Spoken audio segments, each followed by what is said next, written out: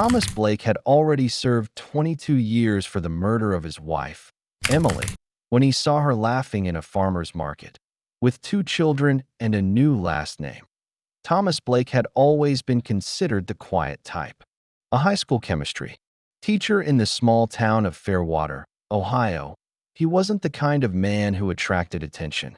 He lived a predictable life: lesson plans, grocery runs, evenings reading on the porch. He'd been married to Emily for 7 years, a bright, ambitious woman who had once worked as a lab assistant at a nearby university. To neighbors and friends, they seemed content.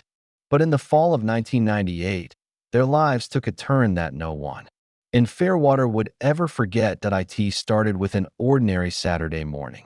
Thomas said Emily left the house for a walk after they had a minor disagreement about dinner plans. When she didn't return, he assumed she needed space.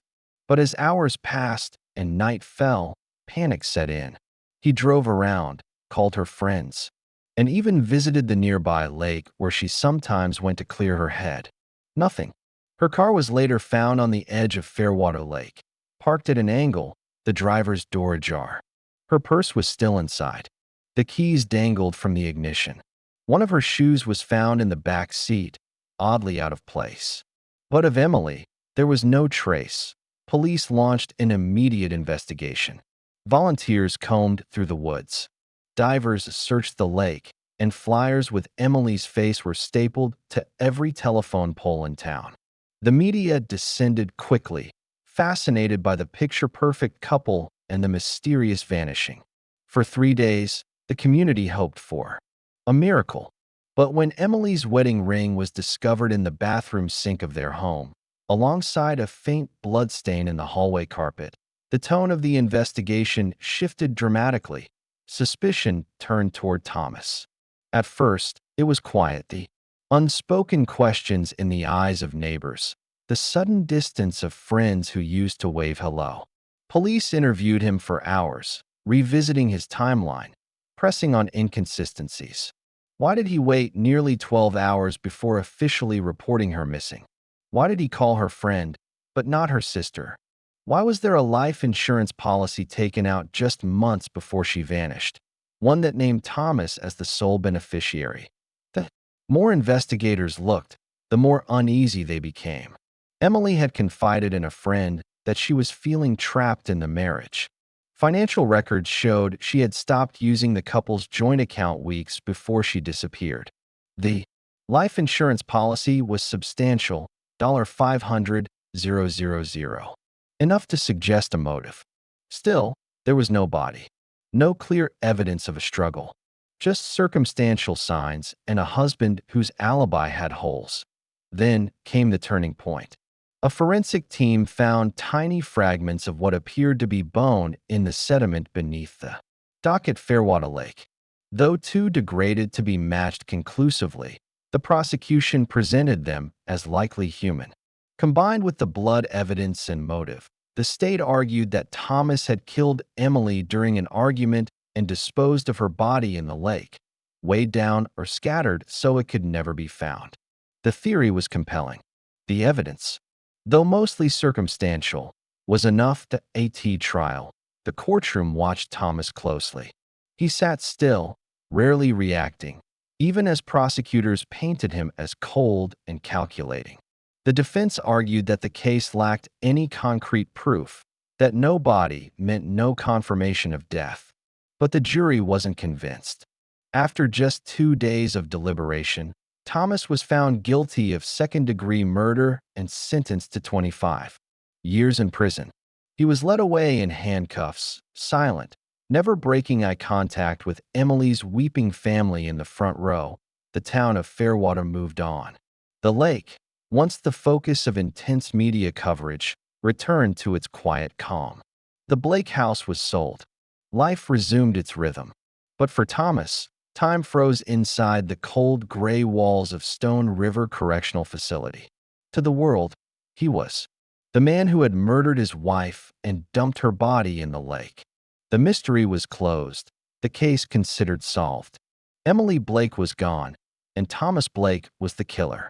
No one would question it for more than 2 decades.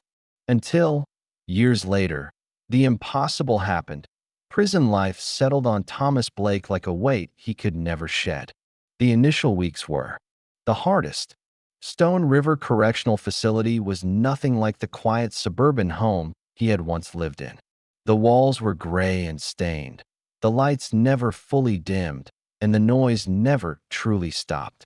Every clank of a cell door and every shout from another inmate reminded him that his life, as he had known it, was over. Convicted of murdering the woman he claimed to love, Thomas became inmate number 44716, and no one, not the guards, not the prisoners, and certainly not the public, had any reason to believe he was anything but guilty. That he quickly learned the rules of survival. Don't talk too much. Don't ask questions. Keep your head down. He took a job as a janitor, cleaning up messes no one else wanted to touch. He ate alone, kept to himself, and spent most of his time in the prison library. There, he read everything he could find: law books, psychology manuals, anything that might help him make sense of what had happened. Over time, he began writing. In the pages of cheap composition notebooks, he documented every memory he had of Emily, their marriage, the days leading up to her disappearance. Not because he thought someone would read it, but because it was the only way he could stay sane. Years passed, and the seasons changed, though Thomas barely noticed. Inmates came and went. Guards rotated. But he remained. He refused to participate in parole hearings, believing that attending meant admitting guilt. He served time quietly and with little trouble. Some guards started calling him Professor after learning about his past life as a chemistry teacher. It didn't matter. Nothing did anymore. That he often thought about the night before Emily disappeared. The memory had been picked over endlessly. In his mind, they had argued. That much was true. Emily had been distant for weeks, withdrawn.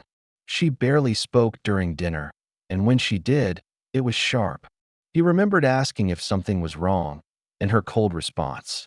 But nothing in that evening had suggested what was to come. She went to bed early. He sat in the living room, reading. By morning, she was gone. The court had seen it differently. They believed he snapped, that the argument escalated, that he had struck her and then carefully covered it up. But Thomas couldn't match that version of events to the woman he remembered, or the man he believed himself to be. Still, the facts weighed against him. The ring in the sink, the blood in the carpet, the life insurance, all damning. All twisted into a narrative he couldn't fight without her. He started receiving letters from people who had seen his story on TV. Some called him a monster. Others called him a fool. A few said they believed in his innocence. He never responded. He didn't want pity, and he certainly didn't want false hope. The world outside moved forward. He remained frozen in a version of the past he couldn't explain. That Emily's parents never visited. He wasn't surprised. At the trial, they had refused to look at him. Her sister had testified, trembling, about how Emily once told her she feared Thomas's temper. He had no memory of that conversation, but even if it wasn't true, it didn't matter. The damage was done to in his 22nd year behind bars. Something changed. An older inmate he had worked alongside died of a stroke. That man had always said that prison eroded memories, that eventually the faces you loved would disappear and only the walls would remain. That idea terrified Thomas. He had spent so long holding on to Emily's memory, her laugh, the way she tucked her hair behind her ear, the way she used to hum while chopping vegetables. He feared those details slipping away forever. When he was finally released, it was quiet. No one greeted him at the gates. He walked out into a world that barely resembled the one he had left behind. Smartphones, self-driving cars, people glued to screens. His parents had died while he was still inside. Old friends were gone. He had nothing waiting for him. With his release, he moved to a small Pennsylvania town where no one knew his name. He found a room above a hardware store and worked for cash, living frugally. He stayed away from people, not because he feared them, but because he no longer understood them. His days were simple. He swept floors, fixed shelves, and took long walks in the quiet woods on the edge of town that he told no one about his past. Not the owner of the store, not the neighbors. To them, he was just another old man who kept to himself. And that was fine. He had no plans to dredge up what had been buried for decades, but fate had a different plan. One that would undo everything he thought he knew. It was a cool afternoon in early October when everything changed. Thomas had walked to the town's weekly farmers market, a quiet ritual he had adopted to pass the time. The market was lively, filled with families and couples browsing apples, jars of honey, and homemade bread. He usually bought a few groceries, nodded politely to the vendors, and left. That day, he was admiring a display of sunflowers when something, a voice, a laugh, caught his attention. It was soft, high-pitched, unmistakably familiar. He turned, slowly, without understanding why. And then he saw her. She was standing near the kettle corn stand, holding the hand of a little boy and guiding a girl toward a face-painting booth. Her hair was darker, almost black now, but the way she moved, the curve of her cheek, the slope of her shoulders, it was Emily. A little older, yes, and smiling in a way he hadn't seen in years, but there was no mistaking her. She was alive. Thomas froze. He felt his chest tighten as though the air had thickened. He blinked, expecting the image to vanish, to reveal itself as some cruel trick of the mind. But it didn't. She was real. He watched as a man, tall, clean-shaven, and well-dressed, walked over to her and kissed her on the temple. They looked like a family, a complete one. He stayed hidden behind a booth, watching her for several minutes. Emily, or whoever she was now, looked completely comfortable, happy even. She laughed with the children, leaned on the man's shoulder, and held herself like someone who had never known fear, never known prison, never mourned a husband lost to a murder he didn't commit. Thomas followed from a distance when they left, not out of anger, but disbelief. He needed to be sure. He watched as they loaded groceries into a silver SUV and drove off. He noted the license plate. That evening, he traced their route and discovered where they lived, an upscale neighborhood, 15 minutes outside town. The mailbox read the Winthrops. His hands trembled as he sat on a bench across the street, staring at the house. 2 floors, a swing set in the backyard, a dog bowl near the porch. A life that had gone on. A life built on a lie. Over the next week, he returned every day. He never got too close. Just close enough to see them leave in the morning and return. In the afternoon, Emily dressed the part of a suburban mother, wearing leggings and carrying tote bags. She laughed when her daughter jumped into her arms. She waved at neighbors. She was known, welcomed. No one there had any idea who she truly was. Thomas began documenting everything. He took photos with an old disposable camera. He wrote down names, schedules, and license plate numbers. Through an online public records search at the library, he found out more. Emily now went by the name Emma Winthrop. She had changed her legal identity in 1999, just months after her disappearance. She married Martin Winthrop in Oregon 2 years later and had 2 children shortly after. Her records showed no criminal history, no red flags. She had covered her tracks well. The more he uncovered, the angrier he became. Not the kind of rage that lashes out, but the deep, slow-burning kind that simmers under the surface. Emily had not only faked her death, she had allowed him to be destroyed in the process.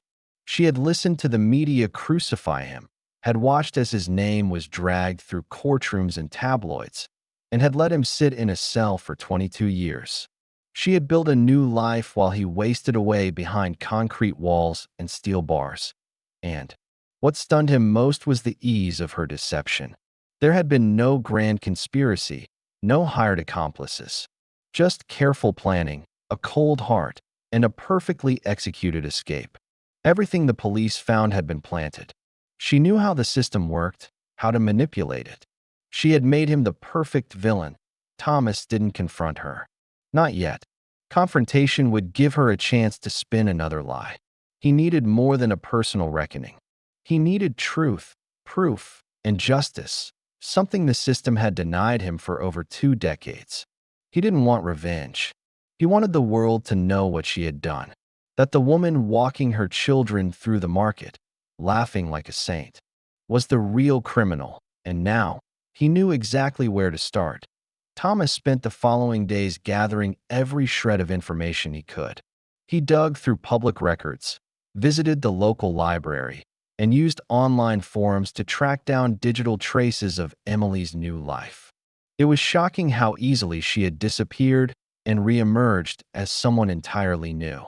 Under the name Emma Winthrop, she had created a flawless identity. Social media posts with photos of her children, smiling selfies, recipes, and charity events. She was even listed as the vice president of the local parent-teacher association. On the surface, she was the model wife and mother. Beneath that, she was a ghost who had buried the truth and walked away from her old life without a trace of guilt. Her marriage license to Martin Winthrop had been filed in Oregon in 2001. There was no mention of a prior marriage or name change, just a clean slate. The timing aligned perfectly with the aftermath of her disappearance. She had fled Ohio, changed her identity, waited for the storm to pass, and then started over. The children weren't adopted or taken in, they were her own. That meant she had moved on quickly, leaving no room for remorse. Thomas hired a private investigator with the little money he had left. The man was skeptical at first, but after seeing the documents, he took the job.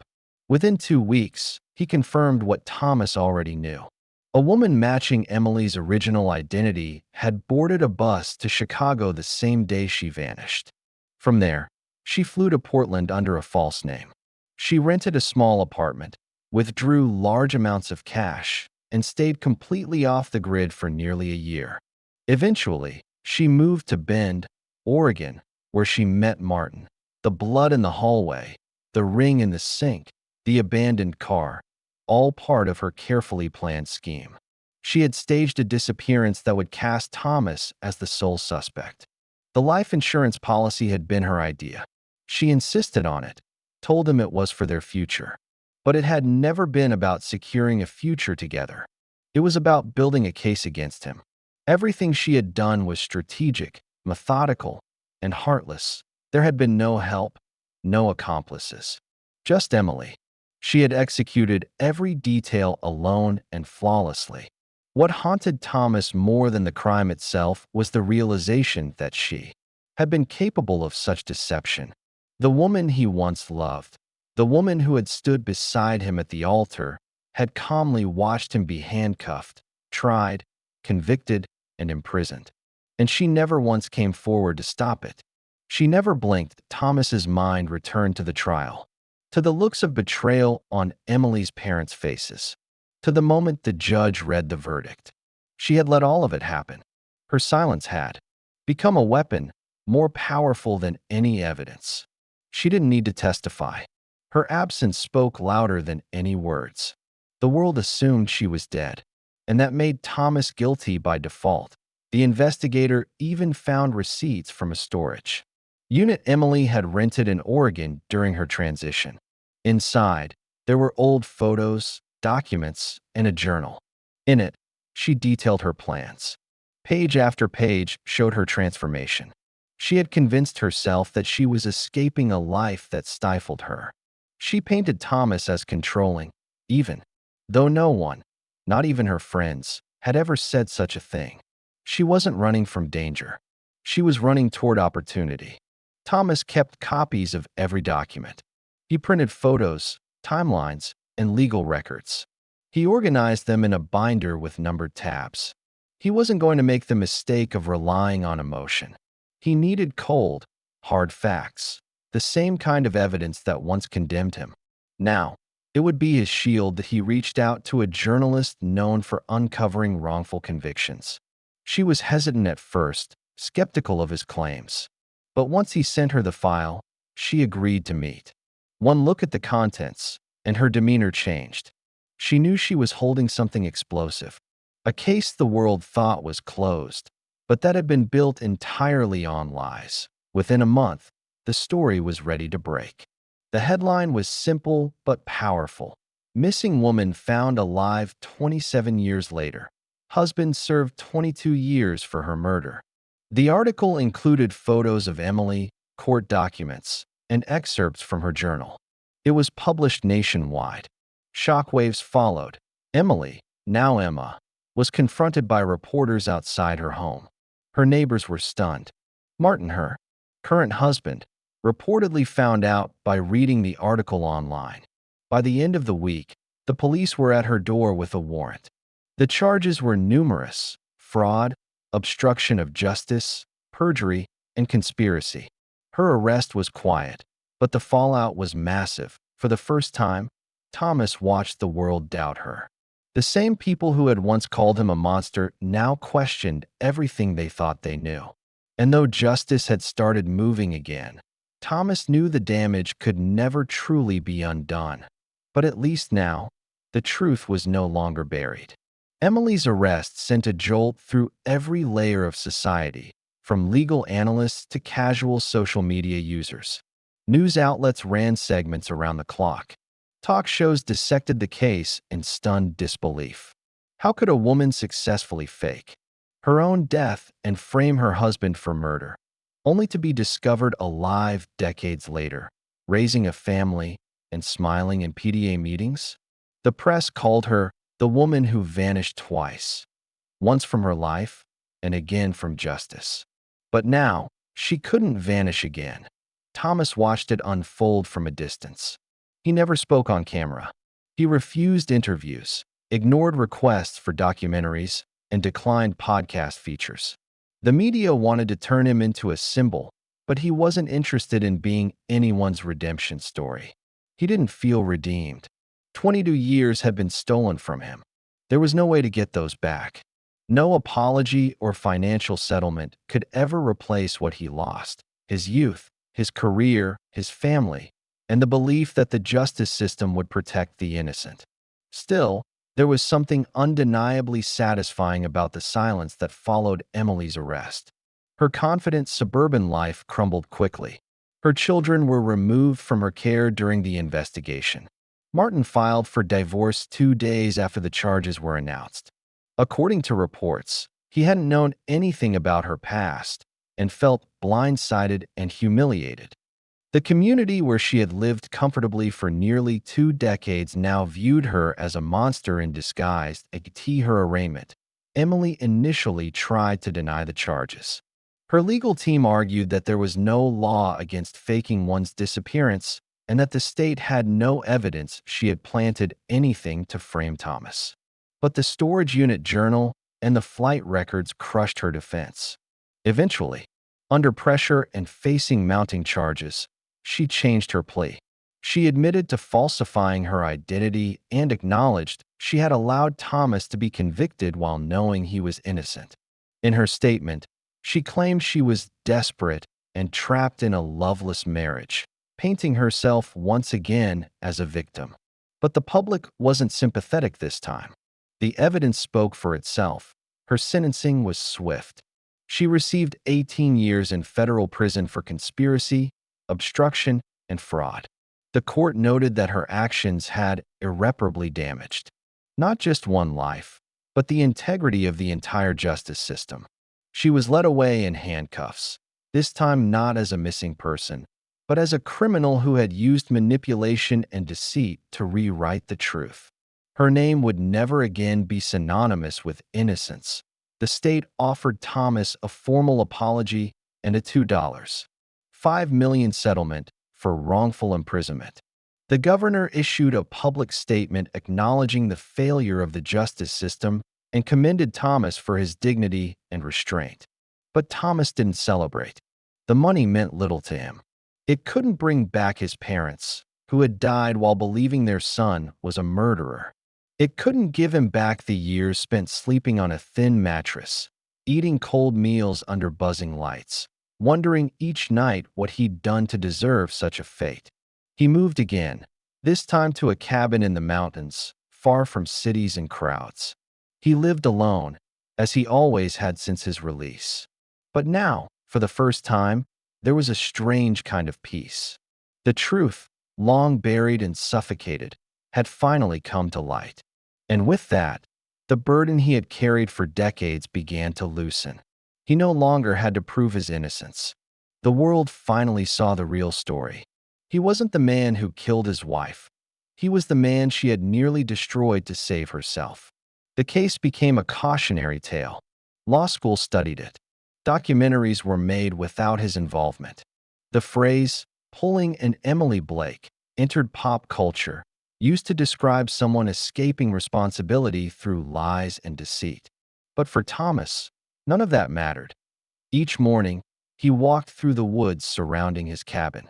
He didn't carry a phone. He rarely spoke to anyone. His life was quiet, but it was his again. And though he would never fully heal from what was done to him, he had something now that he hadn't had for most of his adult life: truth, freedom, and the power to choose what came next. For a man once buried beneath lies, that was enough. That moment shattered everything he thought he knew and uncovered the most cold-blooded betrayal imaginable. The woman he loved had faked her death, framed him, and built a new life, while he rotted in prison for a crime that never happened.